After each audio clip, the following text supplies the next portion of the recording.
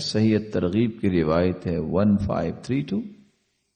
نوح علیہ الصلوۃ والسلام کی وفات کا جب وقت ہوا تو انہوں نے اپنے دونوں بیٹوں کو بلا کر وصیت کی اور کہا وَآمُرُكُمَا بِلَا إِلَٰهَ إِلَّا اللَّهِ، میں تمہیں وصیت کرتا ہوں کہ لا الہ الا اللہ یہ کلمہ نہ چھوڑنا۔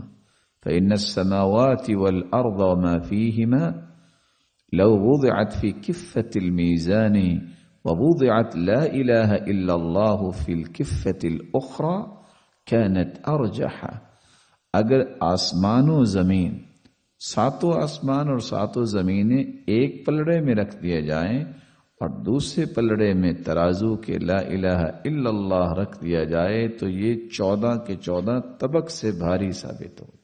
پھر انہوں نے فرمایا وَآمُرُكُمَا بِسُبْحَانَ اللَّهِ وَبِحَمْدِهِ فَإِنَّهَا صَلَاةُ كُلِّ شَيْءٍ وَبِهَا يُرْزَقُ كُلُّ شَيْءٍ۔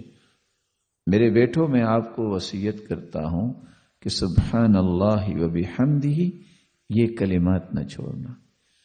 ہر چیز کی یہ عبادت اور نماز ہے، اور ہر چیز کو رزق بھی اسی وجہ سے دیا جاتا ہے۔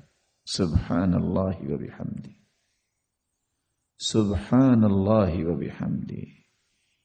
اور دوسری روایت میں آتا ہے سبحان اللہ وبحمدہ سبحان اللہ العظیم۔ یہ اللہ ذوالجلال کے ہاں بہت ہی پیارے کلمات ہیں، اور ترازو میں بہت ہی بھاری ہیں، اور زبان پہ بہت ہی آسان ہے۔